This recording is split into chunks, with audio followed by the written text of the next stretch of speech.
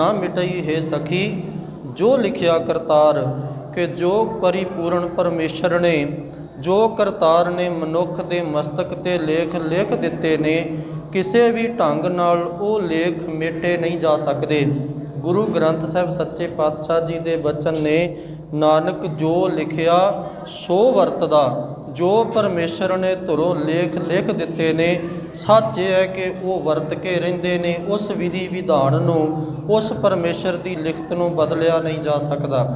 राजे Hari San के मन में शंका पैदा होया कि सतगुरु जी जे मनुख के लिखे हुए लेख नहीं मिट सकते तो फिर गुरु की शरण में आउण दा ते गुरु की संगत में आउण दा की लाभ है। भगत सधना जी की बाणी पढ़ो।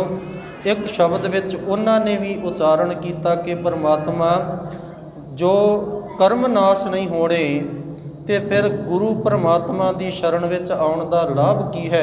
तौ गुण कहाँ जगत गुरा जो कर्म ना नासै। हे जगत दे गुरु परिपूर्ण परमात्मा फिर तेरी शरण में आउण दा की लाभ है जे मनुख दे कीते हुए कर्म ही नहीं मिटने। सिंह शरण कत जाइए जो जंबक ग्रासै। कहते जे कोई मनुख शेर की शरण लै लवे तो शेर की शरण लैके भी उन्होंने जंबक गिदड़ा ते दूजे छोटे जानवरों का डर व्यापना तो फिर शेर की शरण में पैण का लाभ की है। भगत सधना जी कहते परमात्मा जे तेरी शरण में पै के भी कर्मां का लेखा जोखा मिटना नहीं तो फिर तेरी शरण में की पैण का की लाभ है। शंका पैदा होया राजे हरि सैन के मन में कि जे लेख नहीं मिटने तो गुरु की शरण में आउण का की लाभ है। गुरु अर्जन देव सच्चे पातशाह जी के सामने एक सवाल खड़ा कर दिता है राजे ने। सतगुरु जी कहते राजन कुछ दिन तुसी रहो तुहाडे इस सवाल का जवाब जरूर दिता जाएगा। राजा हरि सैन कुछ दिन सचखंड श्री हरमंदर साहिब रहिंदा। एक दिन जदों वो रात के समय सुता होया है तो राजे हरि सैन नूं सुपना आउंदा है कि जिवें उसकी मौत हो गई है। मौत होने तो बाद राजे का दूसरा जन्म होया है। दूसरा जन्म वह एक गरीबड़े जे परिवार ते अखौती नीवीं जात दे विच चंडालां दे घर होया है और वो जवान होया विआह होया बच्चे होए 40 कुछ साल की उम्र भोग के राजा वेखदा है कि उस सुपने दे विच उसकी दूसरे जन्म विच मौत हो जाती है। राजे की जदों दूसरे जन्म विच सुपने दे विच मौत होई एकदम उबड़वाहा उठिया। कोल पई राणी भी नाल उठी ते पुछदी है राजन की गल एडी काली दे नाल उबड़वाहे क्यों जागे हो। राजा अपने सुपने का बिरतांत दसदा है कि मैं आ कुछ सुपने दे विच वेखिया है। तो राणी कहन लगी आपां गुरु अर्जन देव सच्चे पातशाह जी नूं ये सवाल रखांगे। गुरु अर्जन साहिब जी की शरण में आए। राजे हरि सैन ने बेनती की कि सतगुरु जी आ कुछ मैं रात सुपने दे विच वेखिया है। सतगुरु जी कहन लगे सत बचन है राजन कोई गल नहीं सुपना है। परमात्मा जो खेड रचदा है वो भला ही करता है। सतगुरु जी कहन लगे अज आपां शिकार खेडण चलना है। राजा हरि सैन तैयार होया। सतगुरु गुरु अर्जन देव सच्चे पातशाह जी नाल तुरे। राजा घोड़े ते असवार है नाल इहदे सैनिक ने। गुरु अर्जन साहब घोड़े ते सवार ते कुछ सिख नाल तुरे ने। इतिहासकार कहंदे ने कि जदों अमृतसर साहब तो ये शिकार खेडण वास्ते राजा हरि सैन नाल इस दे सैनिक ते गुरु अर्जन देव सच्चे पातशाह निकले ने। ये इस इलाके वाल आए ने। जदों मल्लू नंगल की धरती का जिक्र किया गया कि वो सारा इलाका जंगल का इलाका सी। उस नगर के कोलों जिथे अज मल्लू नंगल नगर है उत्थे भी गुरु अर्जन साहिब जी की याद में एक गुरुद्वारा साहिब सुशोभित है। रो विचार जदों हिरण अगे निकलिया तो राजा हरि सैन कहंदा मैं इस हिरण का शिकार करना है। तो सतगुरु जी कहन लगे अवश्य कर सकते हो। राजे हरि सैन ने उस हिरण के मगर घोड़ा दौड़ाया है। हिरण तेजी नाल अगे दौड़िया और इतिहासकार कहंदे जिस जगह ते अस्थान बनया हुए गुरुद्वारा गुरु का बाग साहिब इत्थे आके वो हिरण एकदम अलोप हो गया। राजे दियां अखां तो ओले हो गया। राजे नूं हिरण नज़र नहीं आया और राजा थकिया होया सी। एक दरख्त की छां थले बैठ गया कि कुछ समा आराम करदा है तद तक गुरु साहिब ते बाकी दे मेरे सैनिक भी पहुँच जाणगे। राजा दरख्त की छां थले बैठा होया है। और उस दरख्त की छां थले जदों बैठदा है तो इस नगर के जिहड़े लोग ने उसने जो सुपने विच बिरतांत वेखिया है वो सारा कुछ उहदियां अखां दे सामने घूमण लग गया।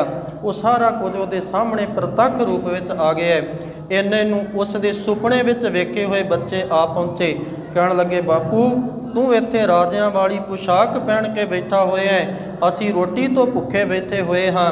पत्नी आ पहुँची, परिवार आण पहुँचया, नगर दे लोग आण पहुँचे ते राजा हरि सैन हैरान परेशान हो गया कि ये परिवार तो उही है, ये लोग तो उही ने जिहड़े मैं सुपने विच वेखे ने, पर मैं हाँ राजा हरि सैन सकेत मंडी रियासत का राजा, पर यह परिवार जिहड़ा मैं वेख रहा ये भी मेरा अपना परिवार लगदा है। इन्ने नूं गुरु अर्जन देव सच्चे पातशाह जी आण पहुँचे।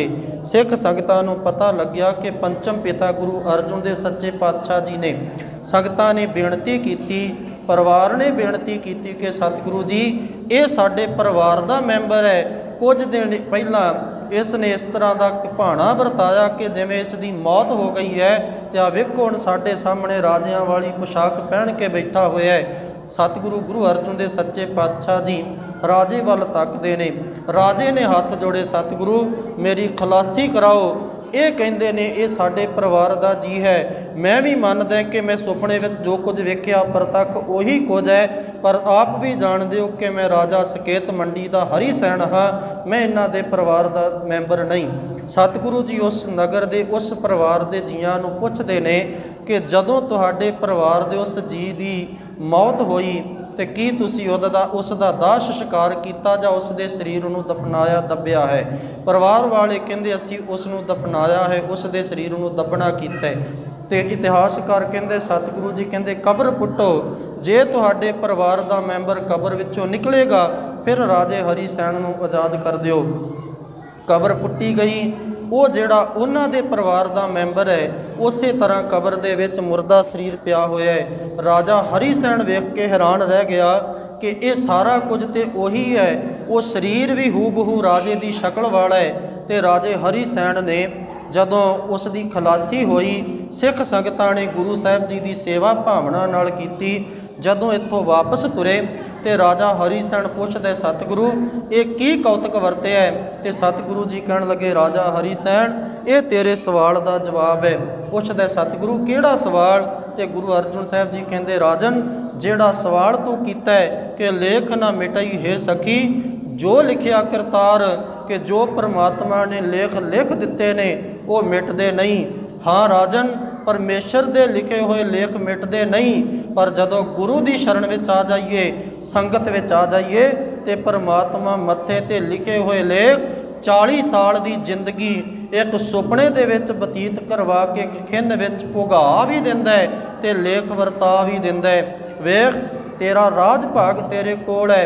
ते सियाणे कहंदे ने तपों राज ते राजों नरक, तेरी मौत होनी सी ते इस तरह तेरा जन्म होना ते 40 साल की जिंदगी भोग के तेरी मौत होनी सी।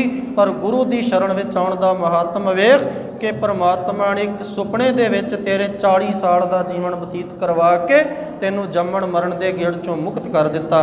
राजा गुरु जी की शरण पिया, सतगुरु जी कोलों चरण पौड़ लैके राजा ते राणी दोवें सिख सज्जे और गुरु अर्जन देव सच्चे पातशाह जी की याद विच इत्थे अस्थान तैयार हो गया। गुरु अर्जुन देव सच्चे पातशाह जी तो बाद गुरु तेग बहादुर सच्चे पातशाह जी ने इत्थे अपने मुबारक चरण पाए। इतिहासकार लिखते ने कि जदों सतगुरु जी बाबे बकाले तो अमृतसर साहब आए, उत्थे मसंदा ने दरवाजे बंद कर दिते ने। सतगुरु जी वल्ले गए, वल्ले की धरती तो इस अस्थान ते आए और इत्थे लगभग 10 महीने के करीब सतगुरु जी ने अपना समा बतीत किया है। इतिहासक लिखत के अनुसार 9 महीने 9 दिन ते 9 घड़ियां गुरु तेग बहादुर सच्चे पातशाह जी इत्थे रहे ने। जिस स्थान ते आप जी सुभाए मानो, इतिहासकार कहंदे इत्थे आके सतगुरु जी परमेश्वर के नाम नाल जुड़दे भजन बंदगी करते सी और जिस स्थान ते गुरुद्वारा बौली साहिब गुरु के महल सुशोभित है उस थां ते सतगुरु जी के महल निवास करते हैं। इस तरह गुरु तेग बहादुर सच्चे पातशाह जी ने इस नगर दे विच कुछ खूह लगवाए, बाग लगवाए, ਔਰ ਨਾਮ ਰੱਖਿਆ ਗੁਰੂ ਕਾ ਬਾਗ। ਤੇ ਬਚਨ ਆਖੇ ਕਿ ਅੱਜ ਤੋਂ ਬਾਅਦ ਇਸ ਨਗਰ ਨੂੰ ਗੁਰੂ ਕੀ ਰੌੜ ਕਰਕੇ ਨਹੀਂ, ਗੁਰੂ ਕਾ ਬਾਗ ਕਰਕੇ ਜਾਣਨਾ। ਤੇ ਜਿਹੜਾ ਆਖੂ ਗੁਰੂ ਕਾ ਬਾਗ ਉਹਨੂੰ ਲੱਗਣਗੇ ਦੂਣੇ ਭਾਗ।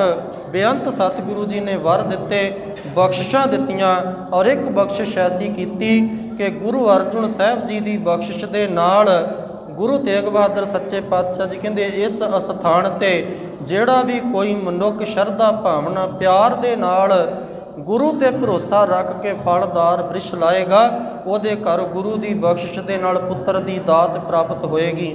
ਤੇ ਅੱਜ ਤੱਕ ਇਤਿਹਾਸ ਪ੍ਰਤੱਖ ਹੈ, ਬੇਅੰਤ ਐਸੇ ਜੀਵ ਗੁਰੂ ਘਰ ਆਏ ਜਿਨ੍ਹਾਂ ਨੇ ਭਾਵਨਾ ਸਹਿਤ ਗੁਰੂ ਚਰਨਾਂ ਵਿੱਚ ਅਰਦਾਸਾਂ ਕੀਤੀਆਂ, ਉਹਨਾਂ ਦੀ ਅਰਦਾਸਾਂ ਨੂੰ ਭਾਗ ਲੱਗਾ ਔਰ ਪੁੱਤਰਾਂ ਦੀ ਦਾਤ ਉਹਨਾਂ ਦੀ ਝੋਲੀ ਵਿੱਚ ਗੁਰੂ ਘਰੋਂ ਪਈ ਹੈ। ਸੋ ਇਹ ਗੁਰਦੁਆਰਾ ਗੁਰੂ ਕਾ ਬਾਗ ਸਾਹਿਬ ਦੋ ਗੁਰੂ ਸਾਹਿਬਾਨ ਦੇ ਚਰਨ ਛੋਹ ਪ੍ਰਾਪਤ ਪਵਿੱਤਰ ਧਰਤੀ ਹੈ। ਇਸ ਅਸਥਾਨ ਤੇ ਵੱਖ-ਵੱਖ ਸਮੇਂ ਤੇ ਵੱਖ-ਵੱਖ ਜਥੇਬੰਦੀਆਂ ਦਾ ਜਿਹੜਾ ਉਹ ਪ੍ਰਬੰਧ ਰਿਹਾ। ਮਹਾਰਾਜਾ ਰਣਜੀਤ ਸਿੰਘ ਦੀ ਮੌਤ ਤੋਂ ਬਾਅਦ ਜਦੋਂ ਅੰਗਰੇਜ਼ ਰਾਜ ਇਸ ਪੰਜਾਬ ਦੀ ਭਾਰਤ ਦੀ ਧਰਤੀ ਤੇ ਆਇਆ, ਉਸ ਸਮੇਂ ਜਿਹੜਾ ਗੁਰਦੁਆਰਿਆਂ ਦਾ ਪ੍ਰਬੰਧ ਹੈ ਉਹ ਮਹੰਤਾਂ ਦੇ ਕੋਲ ਹੈ। ਮਹੰਤ ਜਿਹੜੇ ਸੀ ਇਹ ਨਿਰਮਲਿਆਂ ਦੇ ਵਿੱਚੋਂ ਆਏ ਨੇ। ਜਿਹੜੀ ਨਿਰਮਲਿਆਂ ਦੀ ਸੰਪਰਦਾ ਹੈ ਨਾ, ਇਹ ਮਹੰਤ ਉਸ ਸੰਪਰਦਾ ਵਿੱਚੋਂ ਆਏ ਨੇ। ਕੁਝ ਸਮਾਂ ਤੇ ਇਹਨਾਂ ਮਹੰਤਾਂ ਨੇ ਗੁਰਦੁਆਰਿਆਂ ਦਾ ਪ੍ਰਬੰਧ ਸਹੀ ਢੰਗ ਤਰੀਕੇ ਨਾਲ ਮਰਿਆਦਾ ਵਿੱਚ ਰਹਿ ਕੇ ਚਲਾਇਆ, ਪਰ ਜਦੋਂ ਸਰਕਾਰੀ ਸ਼ਹਿ ਪ੍ਰਾਪਤ ਹੋਈ, ਇਖਲਾਕੀ ਤੌਰ ਤੇ ਇਹਨਾਂ ਦਾ ਜੀਵਨ ਵਿਗੜ ਗਿਆ, ਆਚਰਣ ਤੋਂ ਗਿਰ ਗਏ ਔਰ ਇਹਨਾਂ ਨੇ ਬਦ ਚੱਲਣੀਆਂ ਕਰਨੀਆਂ ਸ਼ੁਰੂ ਕਰ ਦਿੱਤੀਆਂ, ਕੁਕਰਮ ਕਰਨੇ ਸ਼ੁਰੂ ਕਰ ਦਿੱਤੇ। ਇੱਥੋਂ ਤੱਕ ਕਿ ਸੱਚਖੰਡ ਸ੍ਰੀ ਹਰਿਮੰਦਰ ਸਾਹਿਬ ਦੇ ਵਿੱਚ ਮਹੰਤਾਂ ਦਾ ਕਬਜ਼ਾ ਹੈ, ਉੱਥੇ ਵੀ ਇਹਨਾਂ ਨੇ ਭੈੜੇ ਕੰਮ ਕਰਨੇ ਸ਼ੁਰੂ ਕਰ ਦਿੱਤੇ। ਸ੍ਰੀ ਤਰਨ ਤਾਰਨ ਦਰਬਾਰ ਸਾਹਿਬ ਦੇ ਵਿੱਚ ਸਰੋਵਰ ਦੇ ਕੰਢੇ ਤੇ ਬੈਠ ਕੇ ਮਹੰਤ ਸ਼ਰਾਬਾ ਪੀਂਦੇ ਰਹੇ ਔਰ ਬਦ ਚਲਣ ਇਸਤਰੀਆਂ ਦਾ ਨਾਚ ਵੇਖਦੇ ਰਹੇ। ਨਨਕਾਣਾ ਸਾਹਿਬ ਦੇ ਵਿੱਚ ਮਹੰਤ ਨਾਰਾਇਣੂ ਨੇ ਬਹੁਤ ਕੁਕਰਮ ਕੀਤੇ। ਜਦੋਂ ਸਿੱਖ ਗੁਰੂ ਕੇ ਪਿਆਰ ਵਾਲੇ ਸਿੰਘ ਉੱਥੇ ਕਬਜ਼ਾ ਲੈਣ ਗਏ ਤੇ ਮਹੰਤ ਨਾਰਾਇਣੂ ਦੇ ਗੁੰਡਿਆਂ ਨੇ ਉਹਨਾਂ ਸਿੱਖਾਂ ਤੇ ਉਹਨਾਂ ਸਿੰਘਾਂ ਤੇ ਤਸ਼ੱਦਦ ਕੀਤਾ। ਭਾਈ ਨਾਰਾਇਣ ਸਿੰਘ ਧਾਰੋਵਾਲੀ ਵਰਗੇ ਗੁਰਸਿੱਖ ਉਸ ਨਾਰਾਇਣੂ ਮਹੰਤ ਦੇ ਤਸ਼ੱਦਦ ਦੇ ਜ਼ੁਲਮ ਹੇਠ ਸ਼ਹਾਦਤ ਦਾ ਜਾਮ ਪੀ ਗਏ ਔਰ 150 ਦੇ ਕਰੀਬ ਉੱਥੇ ਗੁਰੂ ਕੇ ਸਿੰਘਾਂ ਦੀਆਂ ਸ਼ਹੀਦੀਆਂ ਹੋਈਆਂ। ਉਸ ਤੋਂ ਬਾਅਦ ਉਸ ਸਮੇਂ ਦੌਰਾਨ ਕਈ ਮੋਰਚੇ ਲੱਗੇ ਨੇ ਸਾਧ ਸੰਗਤ, ਔਰ ਜਦੋਂ ਗੁਰਦੁਆਰਾ ਗੁਰੂ ਕੇ ਬਾਗ ਸਾਹਿਬ ਦਾ ਸਮਾਂ ਆਇਆ ਨਾ ਮੋਰਚੇ ਦਾ, ਇੱਥੇ ਕੀ ਵਰਤਾਰੇ ਵਰਤੇ। ਇਸ ਗੁਰਦੁਆਰਾ ਸਾਹਿਬ ਦਾ ਮਹੰਤ ਸੀ ਮਹੰਤ ਸੁੰਦਰਦਾਸ। ਇਹ ਮਹੰਤ ਸੁੰਦਰਦਾਸ ਜਿਹੜਾ ਹੈ, ਇਹਨੇ ਵੀ ਕੁਝ ਗੁੰਡੇ ਪਾਲੇ ਹੋਏ ਨੇ। ਬਦ ਚਲਣ ਕਿਸਮ ਦਾ ਇਹ ਇਨਸਾਨ, ਕੁਕਰਮੀ ਤੇ ਬਹੁਤ ਹੀ ਗਿਰੇ ਹੋਏ ਜੀਵਨ ਦਾ ਇਹ ਮਾਲਕ ਹੈ। ਕਈ ਔਰਤਾਂ ਦੇ ਨਾਲ ਇਸ ਦੇ ਨਜਾਇਜ਼ ਸੰਬੰਧ ਨੇ, ਸ਼ਰਾਬਾਂ ਦੇ ਦੌਰ ਚੱਲਦੇ ਨੇ, ਨਸ਼ੇ ਦੇ ਦੌਰ ਚੱਲਦੇ ਨੇ ਔਰ ਗੁਰਦੁਆਰਾ ਸਾਹਿਬ ਦੇ ਵਿੱਚ ਕੋਈ ਗੁਰਮਤ ਮਰਿਆਦਾ ਨਹੀਂ। ਹਰ ਵੇਲੇ ਬਦ ਚਰਣੀਆਂ ਦਾ ਦੌਰ ਇਹਨੇ ਚਲਾ ਦਿੱਤਾ। ਇਸ ਇਲਾਕੇ ਦੇ ਕੁਝ ਸਿੱਖਾਂ ਨੇ ਜਾ ਕੇ ਸੱਚਖੰਡ ਸ੍ਰੀ ਹਰਿਮੰਦਰ ਸਾਹਿਬ ਕਰਤਾਰ ਸਿੰਘ ਝੱਬਰ ਜਿਹੜਾ ਉਸ ਸਮੇਂ ਅਕਾਲੀ ਲਹਿਰ ਦਾ ਆਗੂ ਹੈ, ਉਹਨੂੰ ਜਾ ਕੇ ਬੇਨਤੀ ਕੀਤੀ ਕਿ ਗੁਰਦੁਆਰਾ ਗੁਰੂ ਕਾ ਬਾਗ ਸਾਹਿਬ ਦੋ ਗੁਰੂ ਸਾਹਿਬਾਨ ਦੇ ਚਰਨ ਛੋਹ ਪਾਵਨ ਧਰਤੀ ਹੈ, ਜਿੱਥੋਂ ਦਾ ਮਹੰਤ ਸੁੰਦਰਦਾਸ ਬੜਾ ਕੁਕਰਮੀ ਤੇ ਬਦ ਚਰਨ ਕਿਸਮ ਦਾ ਇਨਸਾਨ ਹੈ, ਉਹਦੇ ਕੋਲੋਂ ਗੁਰੂ ਘਰ ਆਜ਼ਾਦ ਕਰਵਾਉਣਾ ਚਾਹੀਦਾ ਹੈ। ਤੇ ਸਾਧ ਸੰਗਤ ਕਰਤਾਰ ਸਿੰਘ ਝੱਬਰ ਦੀ ਅਗਵਾਈ ਵਿੱਚ ਜਨਵਰੀ ਮਹੀਨੇ ਵਿੱਚ 1921 ਜਨਵਰੀ ਦੇ ਵਿੱਚ ਇੱਕ 50 ਸਿੰਘਾਂ ਦਾ ਜਥਾ ਸੱਚਖੰਡ ਸ੍ਰੀ ਹਰਿਮੰਦਰ ਸਾਹਿਬ ਤੋਂ ਤੁਰਿਆ ਔਰ ਰਸਤੇ ਦੇ ਵਿੱਚ ਚੱਲਦੇ ਇਸ ਜਥੇ ਦੀ ਗਿਣਤੀ 500 ਦੇ ਕਰੀਬ ਹੋ ਗਈ ਹੈ। ਜਦੋਂ ਇਹ ਜਥਾ ਗੁਰਦੁਆਰਾ ਗੁਰੂ ਕਾ ਬਾਗ ਸਾਹਿਬ ਪਹੁੰਚਿਆ, ਕਈ ਇਤਿਹਾਸਕਾਰਾਂ ਨੇ ਲਿਖਿਆ ਹੈ ਕਿ ਉਸ ਦਿਨ ਵੀ ਮੱਸਿਆ ਦਾ ਦਿਨ ਸੀ। ਰੋਹ ਵਿਚਾਰ ਬਹੁਤ ਸੰਗਤਾਂ ਦਾ ਇਕੱਠ ਹੋਇਆ ਔਰ ਮਹੰਤ ਸੁੰਦਰਦਾਸ ਦੇ ਗੁੰਡਿਆਂ ਨੂੰ ਤੇ ਮਹੰਤ ਸੁੰਦਰਦਾਸ ਨੂੰ ਇਸ ਗੁਰਦੁਆਰਾ ਸਾਹਿਬ ਤੋਂ ਬਾਹਰ ਕੱਢ ਕੇ ਸਿੰਘਾਂ ਨੇ ਕਬਜ਼ਾ ਆਪਣੇ ਹੱਥਾਂ ਵਿੱਚ ਲੈ ਲਿਆ। ਵਿਸ਼ੋਏ ਦਾ ਰਹਿਣ ਵਾਲਾ ਇੱਕ ਦਾਨ ਸਿੰਘ, ਉਹ ਵੀ ਇੱਕ ਜਥਾ ਲੈ ਕੇ ਗੁਰਦੁਆਰਾ ਗੁਰੂ ਕਾ ਬਾਗ ਸਾਹਿਬ ਆਇਆ। ਇੱਕ ਝਬਾੜ ਤੋਂ ਸਰਦਾਰ ਅਮਰ ਸਿੰਘ ਜਥੇਦਾਰ ਆਇਆ ਔਰ ਇਸ ਤਰ੍ਹਾਂ ਦੇ ਕੁਝ ਪਤਵੰਤੇ ਸੱਜਣਾ ਨੇ, ਇਲਾਕੇ ਦੇ ਸੱਜਣਾ ਨੂੰ ਜਦੋਂ ਮਹੰਤ ਸੁੰਦਰਦਾਸ ਨੇ ਤਰਲੇ ਲਏ ਕਿ ਮੇਰੇ ਕੋਲੋਂ ਗੁਰਦੁਆਰੇ ਦਾ ਪ੍ਰਬੰਧ ਰਹਿਣ ਦਿੱਤਾ ਜਾਵੇ, ਮੈਂ ਅਕਾਲੀਆਂ ਦੇ ਅਧੀਨ ਰਹਿ ਕੇ ਸ਼੍ਰੋਮਣੀ ਗੁਰਦੁਆਰਾ ਪ੍ਰਬੰਧਕ ਕਮੇਟੀ ਦੇ ਅਧੀਨ ਰਹਿ ਕੇ ਗੁਰਦੁਆਰੇ ਦਾ ਪ੍ਰਬੰਧ ਸੰਭਾਲਾਂਗਾ ਤੇ ਸੇਵਾਦਾਰ ਬਣ ਕੇ ਸੇਵਾ ਨਿਭਾਵਾਂਗਾ। ਔਰ ਜਦੋਂ ਇਹ ਜਨਵਰੀ ਦੇ ਵਿੱਚ 31 ਜਨਵਰੀ 1921 ਨੂੰ ਇਹ ਜਿਹੜਾ ਫੈਸਲਾ ਹੋਇਆ, 11 ਮੈਂਬਰੀ ਕਮੇਟੀ ਬਣਾਈ ਗਈ, ਮਹੰਤ ਸੁੰਦਰ ਦਾਸ ਨੂੰ ਕਬਜ਼ਾ ਦਿੱਤਾ ਗਿਆ ਤੇ ਨਾਲ ਉਹਦੇ ਸਾਹਮਣੇ ਸ਼ਰਤਾਂ ਰੱਖੀਆਂ ਗਈਆਂ ਕਿ ਸਭ ਤੋਂ ਪਹਿਲੀ ਗੱਲ ਕਿ ਤੈਨੂੰ ਖੰਡੇ ਬਾਟੇ ਦਾ ਅੰਮ੍ਰਿਤ ਛਕ ਕੇ ਸਿੰਘ ਸੱਜਣਾ ਪਵੇਗਾ। ਦੂਸਰੀ ਗੱਲ ਕਿ ਤੂੰ ਕਿਸੇ ਇੱਕ ਔਰਤ ਦੇ ਨਾਲ ਵਿਆਹ ਕਰਕੇ ਆਪਣਾ ਗ੍ਰਸਥ ਧਰਮ ਦੇ ਵਿੱਚ ਪ੍ਰਵੇਸ਼ ਕਰੇਗਾ ਔਰ ਭੈੜੇ ਕੁਕਰਮ ਨਸ਼ੇ ਆਦਿ ਦਾ ਤਿਆਗ ਕਰਕੇ ਗੁਰਮਤਿ ਰਹਿਤ ਮਰਿਆਦਾ ਵਿੱਚ ਜੀਵਨ ਬਸਰ ਕਰੇਗਾ। ਔਰ ਤੀਸਰਾ ਬਚਨ ਕਿ ਗੁਰੂ ਘਰ ਦੇ ਵਿੱਚ ਗੁਰਮਤਿ ਮਰਿਆਦਾ ਬਹਾਲ ਹੋਵੇਗੀ ਤੇ ਤੈਨੂੰ ਸ਼੍ਰੋਮਣੀ ਗੁਰਦੁਆਰਾ ਪ੍ਰਬੰਧਕ ਕਮੇਟੀ ਦੇ ਅਧੀਨ ਰਹਿ ਕੇ ਜਿਹੜਾ ਉਹ ਸੇਵਾ ਕਰਨੀ ਪਏਗੀ। ਮਹੰਤ ਸੁੰਦਰ ਦਾਸ ਨੇ ਉਸ ਸਮੇਂ ਇਹ ਸ਼ਰਤਾਂ ਪ੍ਰਵਾਨ ਕਰ ਲਈਆਂ। ਇਹਨੇ ਸੱਚਖੰਡ ਸ੍ਰੀ ਹਰਿਮੰਦਰ ਸਾਹਿਬ ਜਾ ਕੇ ਅੰਮ੍ਰਿਤ ਛਕਿਆ ਔਰ ਸਿੰਘ ਸੱਜਿਆ। ਈਸ਼ਰੀ ਨਾਮ ਦੀ ਇੱਕ ਔਰਤ ਦੇ ਨਾਲ ਇਹਨੇ ਵਿਆਹ ਕੀਤਾ ਔਰ ਇਸ ਦਾ ਨਾਮ ਅੰਮ੍ਰਿਤ ਛਕਣ ਤੋਂ ਬਾਅਦ ਜੋਗਿੰਦਰ ਸਿੰਘ ਰੱਖਿਆ ਗਿਆ ਔਰ ਉਸ ਔਰਤ ਦਾ ਨਾਮ ਜਿਹੜੀ ਇਸ ਦੀ ਪਤਨੀ ਬਣ ਗਈ ਸੀ ਉਹਦਾ ਨਾਮ ਰੱਖਿਆ ਗਿਆ ਗਿਆਨ ਕੌਰ।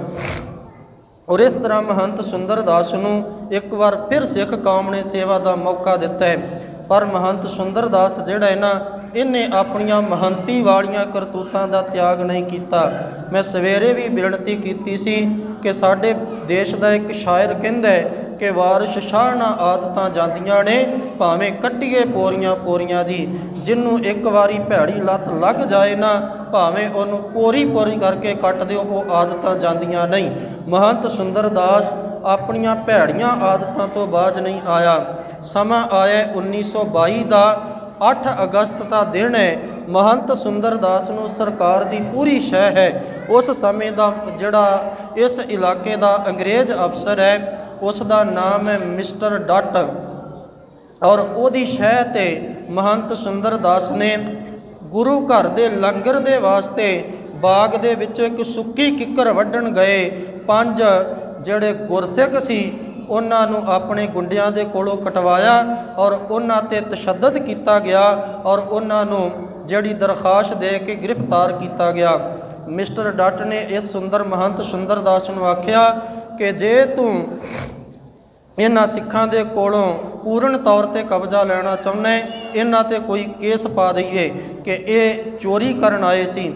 ਵੇਖੋ, ਜ਼ਮੀਨ ਗੁਰਦੁਆਰਾ ਸਾਹਿਬ ਦੇ ਨਾਮ ਦੀ ਸੀ, ਪ੍ਰਬੰਧ ਸ਼੍ਰੋਮਣੀ ਗੁਰਦੁਆਰਾ ਪ੍ਰਬੰਧਕ ਕਮੇਟੀ ਦੇ ਕਬਜ਼ੇ ਕੋਲ ਸੀ। ਮਹੰਤ ਸੁੰਦਰ ਦਾਸ ਆਪੋ ਕਬਜ਼ ਹੋ ਕੇ ਇਹਨੇ ਇੱਕ ਦਰਖਾਸਤ ਦਿੱਤੀ ਕਿ ਇਹ ਜਿਹੜੇ ਸਿੱਖ ਨੇ ਮੇਰੀ ਨਿੱਜੀ ਜਾਇਦਾਦ ਦੇ ਵਿੱਚੋਂ ਚੋਰੀ ਲੱਕੜਾਂ ਕੱਟਣ ਆਏ ਸੀ। ਉਹਨਾਂ ਸਿੱਖਾਂ ਤੇ ਚੋਰੀ ਦਾ ਇਲਜ਼ਾਮ ਲਾ ਕੇ ਉਹਨਾਂ ਨੂੰ ਗ੍ਰਿਫਤਾਰ ਕਰਵਾ ਦਿੱਤਾ ਗਿਆ। ਪਰ ਸਿੱਖ ਯੋਧੇ ਜਿਹੜੇ ਸੀ ਉਹ ਟਲੇ ਨਹੀਂ, ਉਹ ਆਪਣੇ ਅਕੀਦੇ ਤੋਂ ਡੋਲੇ ਨਹੀਂ।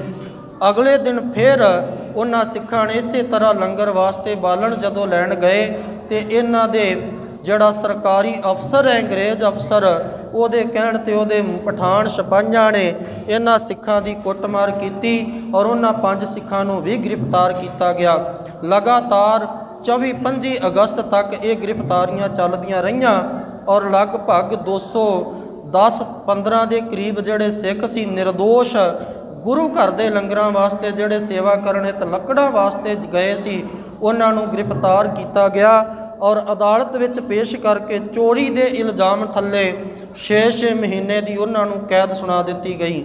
ਔਰ ਸਾਧ ਸੰਗਤ ਇਸ ਤਰੀਕੇ ਨਾਲ ਮਹੰਤ ਸੁੰਦਰ ਦਾਸ ਨੇ ਸਿੱਖਾਂ ਤੇ ਤਸ਼ੱਦਦ ਕਰਨੇ ਸ਼ੁਰੂ ਕਰ ਦਿੱਤੇ। ਆਪਣਾ ਕਬਜ਼ਾ ਜਿਹੜਾ ਸੀ ਉਹਨੇ ਦੁਬਾਰਾ ਤੋਂ ਜਮਾ ਦਿੱਤਾ ਹੈ। ਸਿੱਖਾਂ ਤੇ ਇਹਨੇ ਵਧੀਕੀਆਂ ਕਰਨੀਆਂ ਸ਼ੁਰੂ ਕਰ ਦਿੱਤੀਆਂ। ਇਹ ਖਬਰਾਂ ਦੂਰ ਦੁਰਾਡੇ ਨਗਰਾਂ ਵਿੱਚ ਵਸਦੇ ਸਿੰਘਾਂ ਤੱਕ ਪਹੁੰਚੀਆਂ। ਕਰਤਾਰ ਸਿੰਘ ਝੱਬਰ ਨੂੰ ਇਸ ਗੱਲ ਦਾ ਪਤਾ ਲੱਗਾ ਕਿ ਮਹੰਤ ਸੁੰਦਰ ਦਾਸ ਦੁਬਾਰਾ ਆਪਣੀਆਂ ਉਹਨਾਂ ਹੀ ਬਦਨੀਤੀਆਂ ਤੇ ਉਤਰ ਆਇਆ। ਉਸ ਤੋਂ ਬਾਅਦ ਕਿਹਾ ਜਾਂਦਾ ਹੈ ਕਿ ਸਰਦਾਰ ਕਰਤਾਰ ਸਿੰਘ ਝੱਬਰ ਦੀ ਅਗਵਾਈ ਵਿੱਚ ਸੱਚਖੰਡ ਸ੍ਰੀ ਹਰਿਮੰਦਰ ਸਾਹਿਬ ਤੋਂ ਇੱਕ ਜਥਾ ਜਿਹੜਾ ਉਹ ਤਿਆਰ ਹੋਇਆ ਔਰ ਗੁਰਦੁਆਰਾ ਗੁਰੂ ਕਾ ਬਾਗ ਸਾਹਿਬ ਪਹੁੰਚਿਆ। ਪਰ ਇਹਨਾਂ ਸਿੱਖਾਂ ਤੇ ਸਰਕਾਰੀ ਸਿਪਾਹੀਆਂ ਨੇ, ਅੰਗਰੇਜ਼ ਸਿਪਾਹੀਆਂ ਨੇ ਕਹਿੰਦੇ ਤਸ਼ੱਦਦ ਕੀਤਾ, ਇਹਨਾਂ ਦੀ ਕੁੱਟਮਾਰ ਕੀਤੀ ਔਰ ਇਹਨਾਂ ਨੂੰ ਗੁਰਦੁਆਰਾ ਗੁਰੂ ਕਾ ਬਾਗ ਸਾਹਿਬ ਤੱਕ ਨਹੀਂ ਪਹੁੰਚਣ ਦਿੱਤਾ ਗਿਆ। उस तो बाद ये जिहड़ा जथियां दा सिलसिला शुरू होया, कदे 50 ਸਿੰਘਾਂ ਦਾ जथा, कदे 100 ਸਿੰਘਾਂ ਦਾ जथा श्री अकाल तख्त साहब तो अरदास करके तुरदा ते उत्थे एक प्रण किया जाता सी।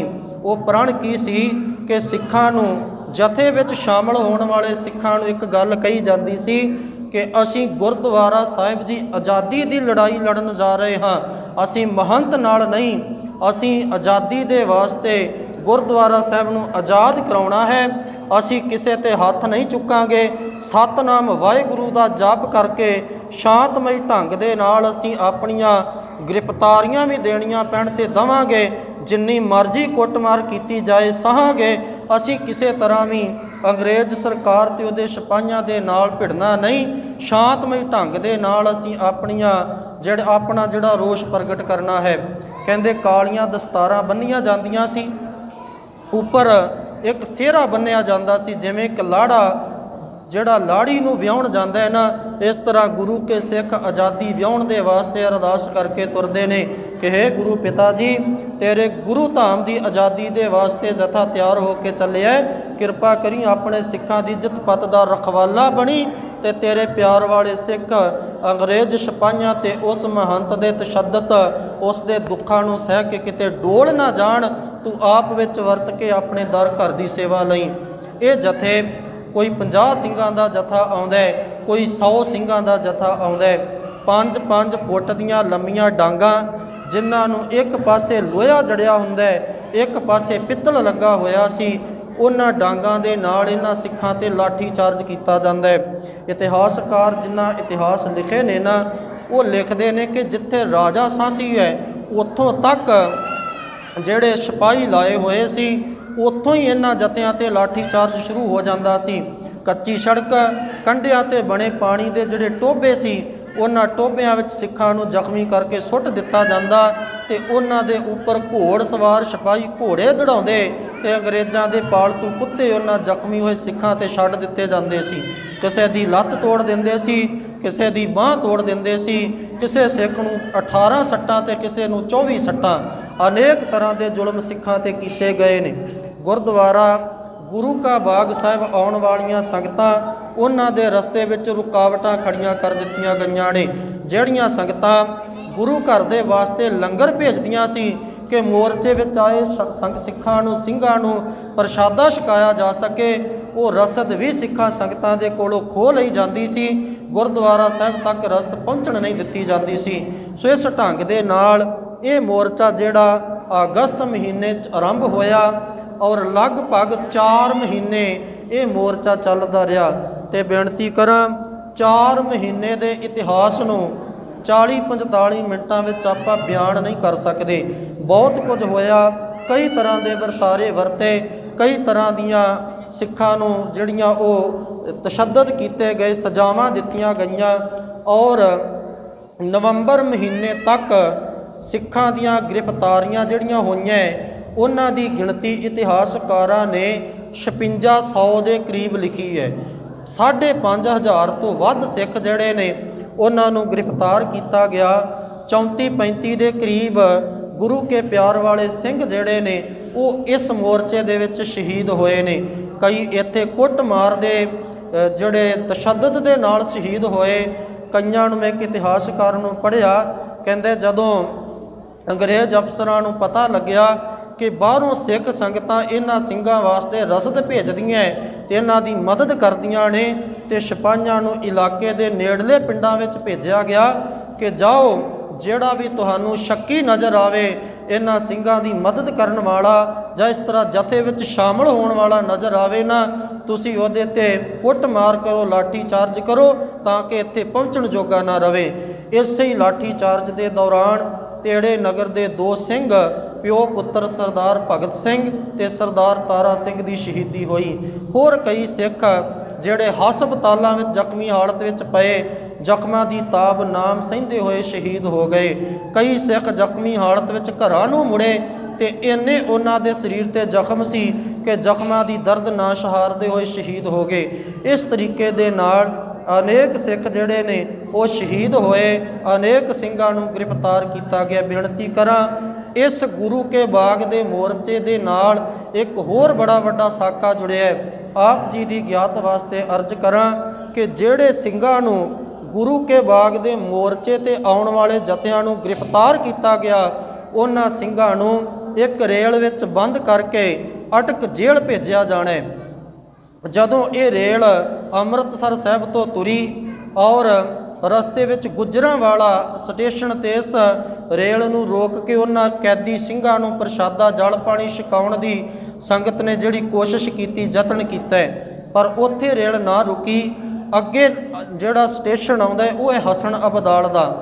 हसन अबदाल जिथे गुरुद्वारा पंजा साहिब दा स्टेशन है, उस इलाके दीयां संगतां नूं पता लगा कि गुरुद्वारा गुरु के बाग दे विचों जिहड़े मोर्चे विच गिरफ्तार कीते ਸਿੰਘ ने उन्हां नूं जेल विच बंद अटक जेल विच भेजिया जा रहा है। रेल विच बंद करके उन्हां नूं अटक जेल भेजिया जाना है। सरदार करम सिंह ते सरदार प्रताप सिंह नाम दे जथेदार होर गुरु के उगे सिंह सेवक जिहड़े सिख सी, इन्हां ने संगतां नूं इलाके दीयां संगतां नूं नाल लैके गुरु के लंगर तैयार कीते ते जिहड़ा हसन अबदाल दा स्टेशन है ना, उत्थे पहुँच गए। स्टेशन मास्टर नूं कहिंदे ने कि असीं इस रेल विच कैद कीते ਸਿੰਘਾਂ नूं प्रशादा छकाउणा है ते तूं ये जिहड़ी रेल आ रही है इस रेल नूं रोक देना कर। स्टेशन मास्टर कहिंदा कि रेल ते सीधी अटक जेल जाके रुकेगी, इत्थे नहीं रुक सकदी। ते सरदार प्रताप सिंह ते जथेदार करम सिंह कहिंदे रेल ते रुकेगी, असीं ਸਿੰਘਾਂ नूं प्रशादा भी छकावांगे, ਉਹਦੇ वास्ते चाहे सानूं अपणियां कुर्बानियां ही क्यों ना देणियां पैण।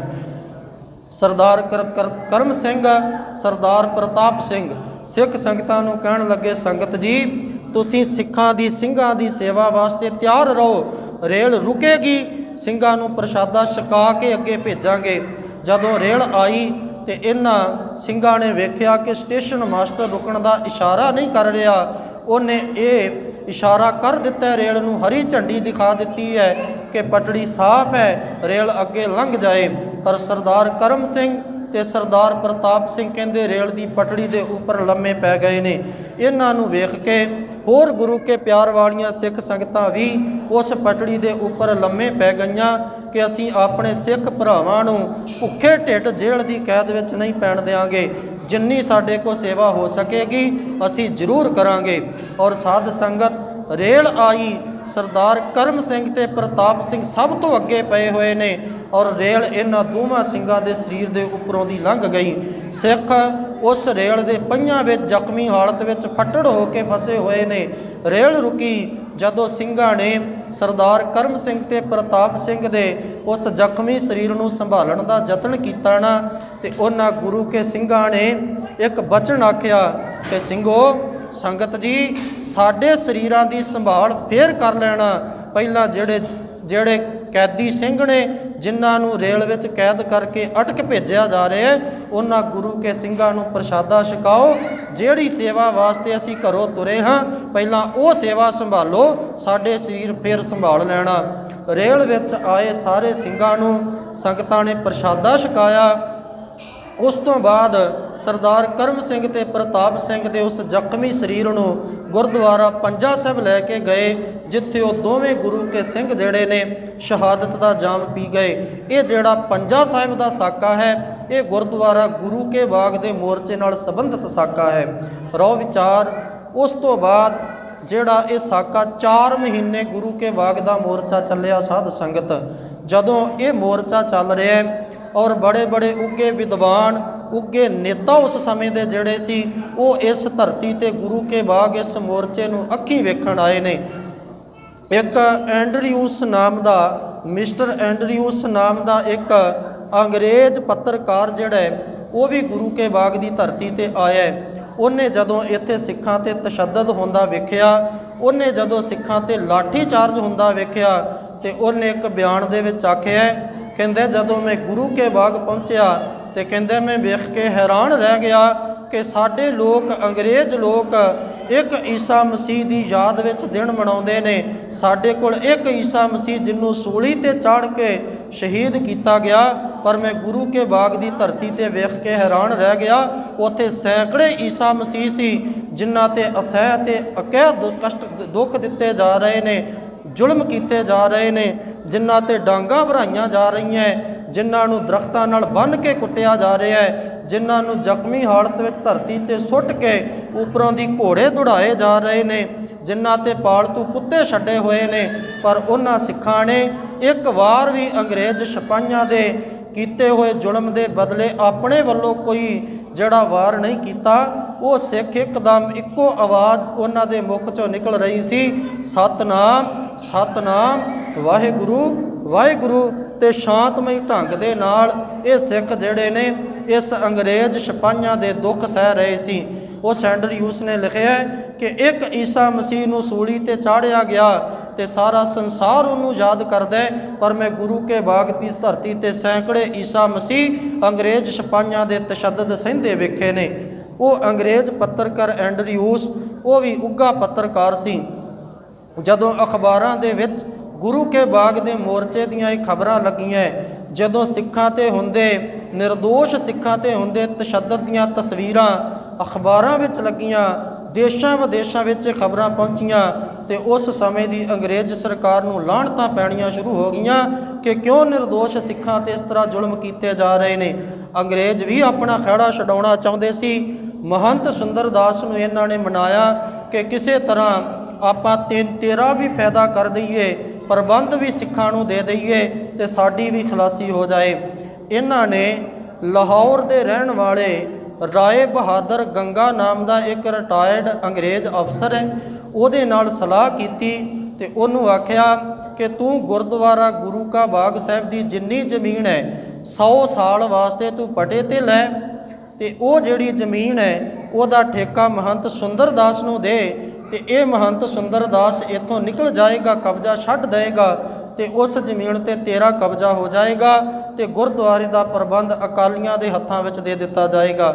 ਇਸ ਤਰ੍ਹਾਂ ਉਸ ਰਾਏ ਬਹਾਦਰ ਗੰਗਾ ਰਾਮ ਨੂੰ ਕਹਿੰਦੇ ਗੁਰਦੁਆਰਾ ਸਾਹਿਬ ਦੀ ਜ਼ਮੀਨ ਦਾ ਕਬਜ਼ਾ ਦਿੱਤਾ, ਪਟੇ ਤੇ ਜ਼ਮੀਨ ਦਿੱਤੀ ਗਈ।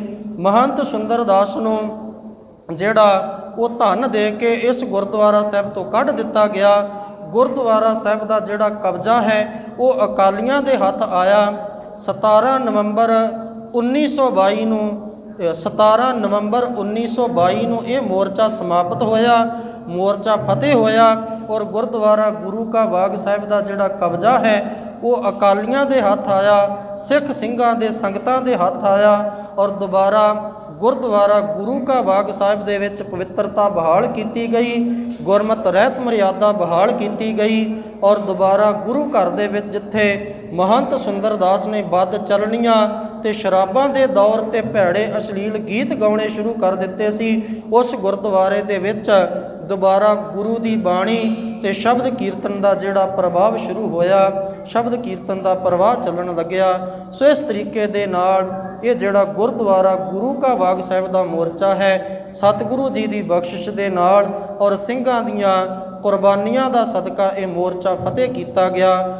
ਉਹ ਜਿਹੜਾ ਰਾਏ ਬਹਾਦਰ ਗੰਗਾ ਰਾਮ ਹੈ, ਉਹਨੇ ਸਿੰਘਾਂ ਨੂੰ ਆਖਿਆ ਕਿ ਤੁਸੀਂ ਆਪਣੇ ਗੁਰੂ ਘਰ ਦਾ ਪ੍ਰਬੰਧ ਆਪਣੇ ਢੰਗ ਨਾਲ ਚਲਾਓ, ਇਹ ਸਾਰਾ ਬਾਗ, ਇਹ ਸਾਰੀ ਜ਼ਮੀਨ ਜਾਇਦਾਦ ਤੁਹਾਡੀ ਹੈ, ਮੈਂ ਤੁਹਾਡੇ ਕਿਸੇ ਕੰਮ ਵਿੱਚ ਦਖਲ ਅੰਦਾਜ਼ੀ ਨਹੀਂ ਕਰਾਂਗਾ, ਤੁਸੀਂ ਜਿੰਨੀਆਂ ਲੱਕੜਾਂ ਚਾਹੀਦੀਆਂ ਲਓ, ਬਾਲੋ ਗੁਰੂ ਦੀਆਂ ਸੰਗਤਾਂ ਨੂੰ ਲੰਗਰ ਤਿਆਰ ਕਰਕੇ ਛਕਾਓ, ਮੈਂ ਤੁਹਾਡੇ ਕਿਸੇ ਕੰਮ ਵਿੱਚ ਦਖਲ ਅੰਦਾਜ਼ੀ ਨਹੀਂ ਕਰਾਂਗਾ। ਸੋ ਇਸ ਤਰੀਕੇ ਦੇ ਨਾਲ ਉਸ ਰਾਏ ਬਹਾਦਰ ਗੰਗਾ ਰਾਮ ਨੇ ਉਸ ਤੋਂ ਉਪਰੰਤ ਗੁਰੂ ਕੇ ਬਾਗ ਦੀ ਜ਼ਮੀਨ ਵੀ ਜਿਹੜੀ ਹੈ ਉਹ ਸ਼੍ਰੋਮਣੀ ਗੁਰਦੁਆਰਾ ਪ੍ਰਬੰਧਕ ਕਮੇਟੀ ਨੂੰ ਸੌਂਪ ਦਿੱਤੀ।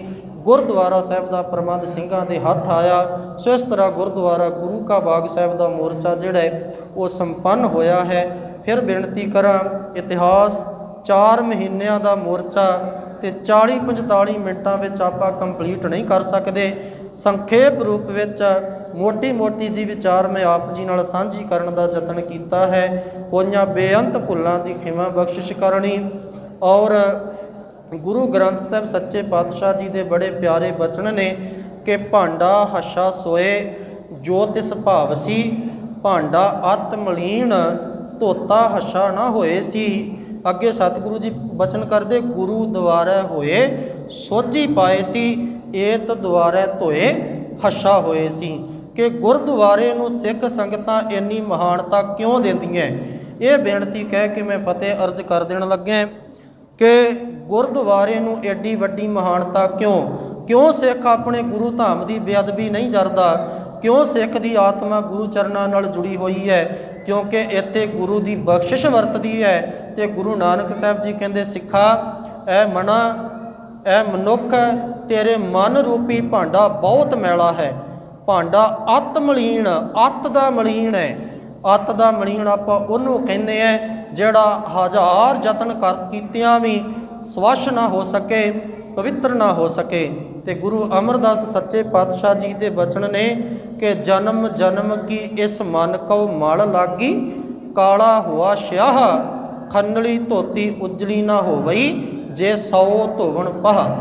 ਕਿ ਸਤਿਗੁਰੂ ਜੀ ਕਹਿੰਦੇ ਜਿਵੇਂ ਇੱਕ ਖੰਨਲੀ ਹੁੰਦੀ ਹੈ ਨਾ, ਕੋਲੂ ਨੂੰ ਸਾਫ਼ ਕਰਨ ਵਾਲੀ ਲੀਰ, ਉਹਨੂੰ ਕੋਲੂ ਨੂੰ ਸਾਫ਼ ਕਰ ਕਰਕੇ ਇੰਨੀ ਕੋ ਮੈਲੀ ਹੋ ਜਾਂਦੀ ਹੈ ਕਿ ਚਾਹੇ ਉਹਨੂੰ ਸੈਂਕੜੇ ਵਾਰ ਵਧੀਆ ਤੋਂ ਵਧੀਆ ਸਰਫ ਤੇ ਸਾਬਣ ਲਾ ਕੇ ਧੋਤਾ ਜਾਵੇ, ਉਹ ਕਦੇ ਵੀ ਉੱਜਲ ਨਹੀਂ ਜੇ ਹੁੰਦੀ। ਤੇ ਸਤਿਗੁਰੂ ਜੀ ਕਹਿੰਦੇ ਮਣਾ ਤੇਰੇ ਤੇ ਵੀ ਕਈ ਜਨਮਾਂ ਦੀ ਮੈਲ ਚੜੀ ਹੋਈ ਹੈ, ਤੇ ਚਾਹੇ ਕਿੰਨੇ ਵੀ ਯਤਨ ਕੀਤੇ ਜਾਣ, ਚਾਹੇ ਤੀਰਥਾਂ ਦੇ ਇਸ਼ਨਾਨ, ਚਾਹੇ ਜਿੰਨੇ ਮਰਜ਼ੀ ਪਾਠ ਪੂਜਾ, ਜੋ ਮਰਜ਼ੀ ਕਰਮ ਕਾਂਡ ਕਰ ਲੈ, ਤੇਰੇ ਮਨ ਦੀ ਮਲੀਨਤਾ ਸਾਫ਼ ਹੋਣ ਵਾਲੀ ਨਹੀਂ। ਗੁਰੂ ਨਾਨਕ ਸਾਹਿਬ ਜੀ ਕਹਿੰਦੇ ਭਾਂਡਾ ਅਤ ਮਲੀਨ, ਧੋਤਾ ਹੱਛਾ ਨਾ ਹੋਈ ਸੀ। ਸਤਿਗੁਰੂ ਜੀ ਕਹਿੰਦੇ ਭਾਂਡਾ ਹੱਛਾ ਸੋਏ ਜੋ ਤਿਸ ਭਾਵ ਸੀ। ਭਾਂਡਾ ਉਹੋ ਹੀ ਚੰਗਾ ਜਿਹੜਾ ਪਰਮਾਤਮਾ ਨੂੰ ਭਾ ਜਾਏ, ਪਰ ਮਨ ਰੂਪੀ ਭਾਂਡਾ ਮੈਲਾ ਹੀ ਇੰਨਾ ਹੋ ਗਿਆ ਕਿ ਪਰਮਾਤਮਾ ਨੂੰ ਚੰਗਾ ਕਿੱਥੋਂ ਲੱਗੇਗਾ।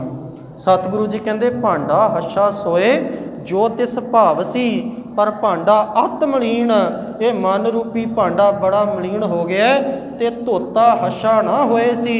ਇਹਨੂੰ ਬਾਹਰੋਂ ਧੋਣ ਦੇ ਨਾਲ ਇਹ ਚੰਗਾ ਨਹੀਂ ਹੋਏਗਾ। ਪਰ ਗੁਰੂ ਨਾਨਕ ਸਾਹਿਬ ਜੀ ਕਹਿੰਦੇ ਗੁਰੂ ਦੁਆਰੇ ਹੋਏ ਸੋਝੀ ਪਾਏ ਸੀ। ਜੇ ਤੂੰ ਗੁਰੂ ਦੇ ਚਰਨਾਂ ਵਿੱਚ ਗੁਰਦੁਆਰੇ ਆ ਜਾਏਗਾ ਤੇ ਗੁਰੂ ਤੈਨੂੰ ਮਤ ਬਖਸ਼ਿਸ਼ ਕਰੇਗਾ, ਗੁਰੂ ਤੈਨੂੰ ਪਰਮੇਸ਼ਰ ਦੇ ਨਾਮ ਦੀ ਦਾਤ ਬਖਸ਼ਿਸ਼ ਕਰੇਗਾ। ਤੇ ਗੁਰੂ ਨਾਨਕ ਸਾਹਿਬ ਜੀ ਕਹਿੰਦੇ ਨੇ ਕਿ ਮੂਤ ਪਲੀਤੀ ਕੱਪੜ ਹੋਏ, ਦੇ ਸਾਬੂਨ ਲਈਏ ਉਹ ਧੋਏ। ਤੇ ਅੱਗੇ ਸਤਿਗੁਰੂ ਜੀ ਕਹਿੰਦੇ ਭਰੀਏ ਮਤ ਪਾਪਾਂ ਕੈ ਸੰਗ, ਉਹ ਧੋਪੈ ਨਾਵੇ ਕੈ ਰੰਗ।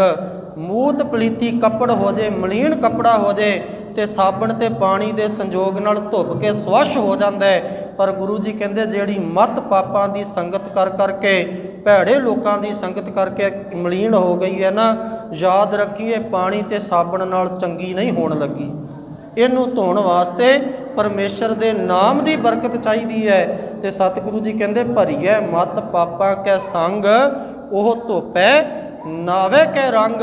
ਤੇ ਸਤਿਗੁਰ ਦਾਤਾ ਰਾਮ ਨਾਮ ਕਾ ਹੋਰ ਦਾਤਾ ਕੋਈ ਨਹੀਂ। ਗੁਰੂ ਦੁਆਰੇ ਹੋਏ ਸੋਝੀ ਪਾਏ ਸੀ। ਗੁਰੂ ਦੇ ਚਰਨਾਂ ਵਿੱਚ ਆ ਕੇ ਨਾਮ ਦੀ ਦਾਤ ਮਿਲੇਗੀ, ਗੁਰੂ ਦੇ ਚਰਨਾਂ ਵਿੱਚ ਆ ਕੇ ਸੋਝੀ ਮਿਲੇਗੀ, ਗੁਰੂ ਦੇ ਚਰਨਾਂ ਵਿੱਚ ਆ ਕੇ ਜੀਵਨ ਜੀਣ ਦੀ ਸਿੱਖਿਆ, ਜੀਵਨ ਜੀਣ ਦੀ ਜੁਗਤੀ ਮਿਲੇਗੀ। ਗੁਰੂ ਦੇ ਚਰਨਾਂ ਵਿੱਚ ਆ ਕੇ ਗੁਰੂ ਉਪਦੇਸ਼ ਬਖਸ਼ਿਸ਼ ਕਰੇਗਾ ਕਿ ਸਿੱਖਾ ਤੇਰੇ ਮਨ ਦੀ ਮੈਲ ਕਿਵੇਂ ਉਤਰੇਗੀ।